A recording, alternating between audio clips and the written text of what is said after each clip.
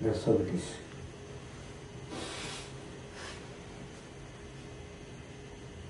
Now, during the Second World War,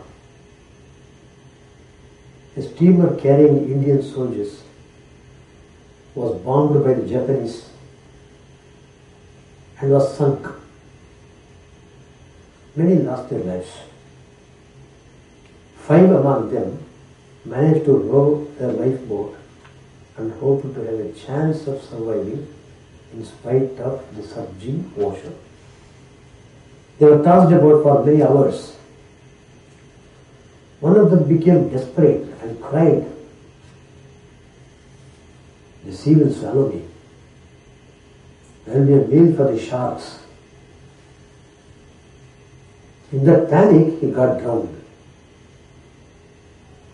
Another soldier wept for his family. "Oh, I am dying without arranging for the future of my family."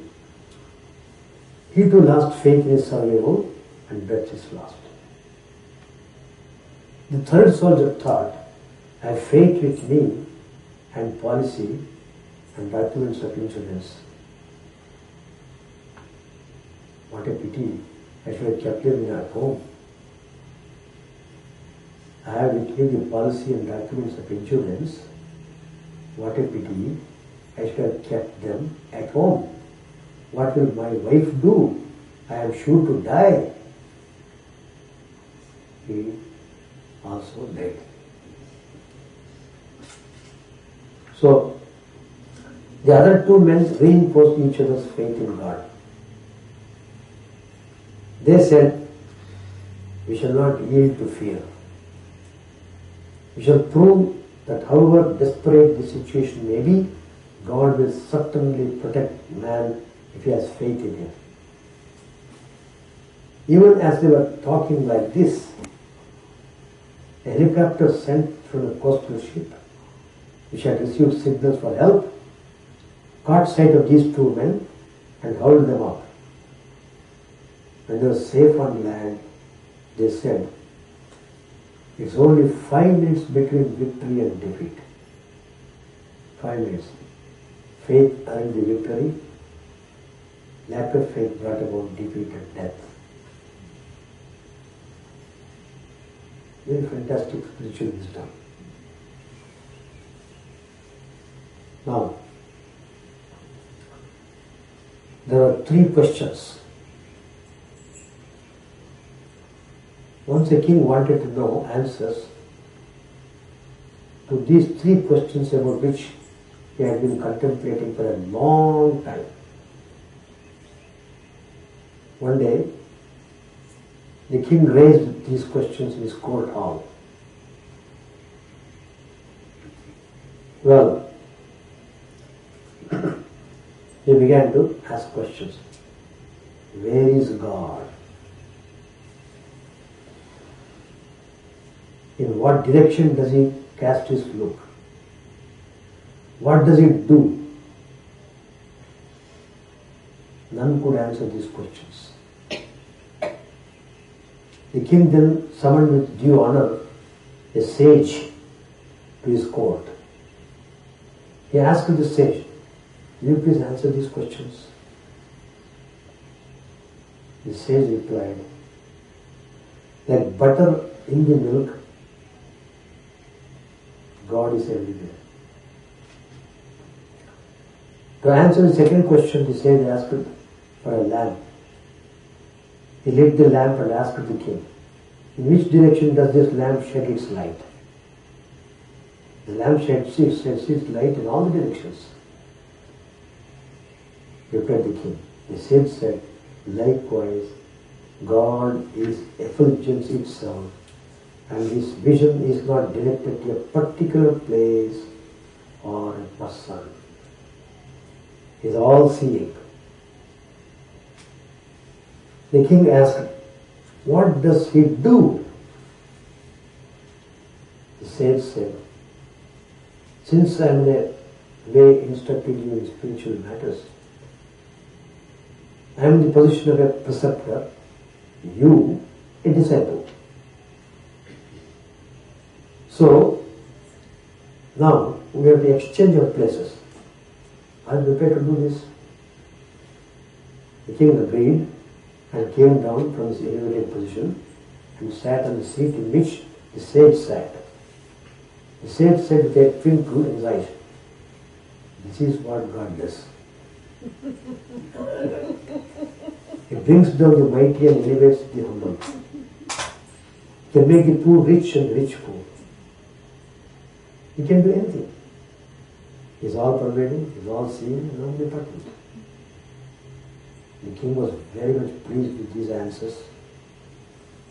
He expressed his gratitude to the sage and honored him in a befitting manner. Like the king in this story, every one of us should try to understand the true characteristics of God. True characteristics of God. That is, God is omnipresent,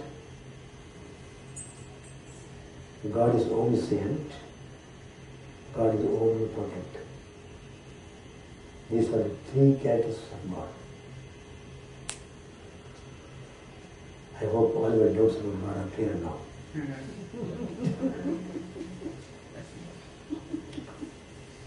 Now about the mantra. People have great fascination for mantra. Swami, will you please give me mantra? You should appreciate their eagerness. But that eagerness should inspire them to practice what the mantra they have got. As soon as they got initiation, they think it's over. How can it be over? It's only the beginning of your spiritual life. The seed has been given to you by the God, by Guru, who is God himself. The seed is planted in your heart. But it should sprout, Unless you take care of the seed properly, what will it sprout? The sprouting ground is heart. Heart should be cleaned. The land should be, the earth should be cleared off with weeds, stones, dirt, everything, and the soil should be properly wet. Then this seed sprouts, slowly it grows. So, a certain spiritual aspirant went to a sage and asked him to give him a mantra. The sage said that he would impart the message only if the disciple agreed to serve him for 12 years. Are you able to serve me for 12 years? Then I will give you mantra. So, the condition is you should serve me for 12 years, carrying out all instructions. The disciple agreed.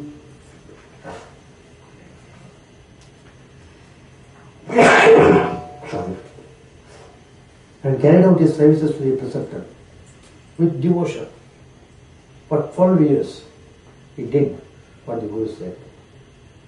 At the end of the period, when the sage felt that his own end was approaching, he asked the disciple to bring a palm leaf on which he would inscribe the mantra before his death. So the disciple went in such a palm leaf. But before he could return, the preceptor died. An inquiry from a boy who was there, he learnt that before dying, the sage had written something on a bed of sand, which a woman had copied and then wiped off the inscription. The disciple went in search of a woman who was having some donkeys. He learned from her that she had inscribed on a palm leaf roll that she wore in her earlobe, what she found on the sand. But she learned from the young man